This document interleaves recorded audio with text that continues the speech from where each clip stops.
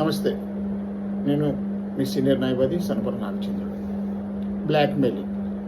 నేను ఒక వ్యక్తి దగ్గర డబ్బులు తీసుకున్నాను. అయితే నాకున్న పరిస్థితుల్లో నేను ఆయనకి టైంకి ఇవ్వలేకపోతున్నాను. ఇస్తున్నాను కానీ ఒక్కొక్కసారి టైం టు టైం అటు ఇటు అవుతుంది, కడుతున్నాను. కానీ వాళ్ళు నన్ను బ్లాక్‌మెయిల్ చేస్తున్నారు. అంటే చచ్చిపోతాం అని బెదిరిస్తూ నాకు అప్పిచ్చే వాళ్ళు అవనివ్వండి, వాళ్ళ ఫ్యామిలీ మెంబర్స్ తల్లి అవనండి, కూతురు అవనండి, కొడుకు అవనండి, ఇలా చాలామంది బెదిరిస్తున్నారు. అప్పు కొట్టుకుపోవడం వల్ల ఎవరైనా బెదిరించే హక్కు ఉందా? ఎటువంటి హక్కు లేదు. చచ్చిపోతా అని చెప్పడం మానసిక మన్నాలు వేధిస్తున్నట్టే. మెసేజ్లు, కాల్స్, ప్రూఫ్స్ సేవ్ చేసుకోండి. పోలీస్ స్టేషన్లో ఫిర్యాదు ఇవ్వండి.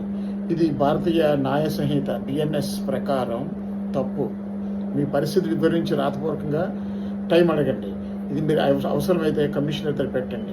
నేను వాళ్ళకి బాకీ మీరు ఇస్తానని చెప్తున్నారు కదా, నేను బాకీ, కానీ ఇప్పుడు నా పరిస్థితి బాగోలేక నేను వాళ్ళకి ఇవ్వలేకపోతున్నాను.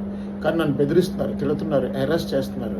అందరు ఫ్యామిలీ మెంబర్స్ అందరూ, తల్లి, తండ్రి, కొడుకు, కూతురు, వాళ్ళ ఫ్యామిలీ మెంబర్స్ అందరూ తిరుగుతున్నారు ఇష్టం వచ్చినట్లు. నన్ను అగౌరవాలు చేస్తున్నారు, నన్ను ఇన్సల్టేషన్గా మాట్లాడుతున్నారు. కాబట్టి నేనేం చేయాలి?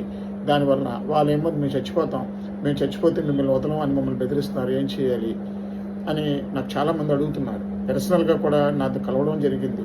కాబట్టి నేను చెప్తున్నది ఒకటే, ఇమ్మీడియట్గా మీరు పోలీస్ స్టేషన్కి వెళ్ళి కంప్లైంట్ ఇస్తే కమిషనర్ గారికి మీకు టైం దొరుకుతుంది.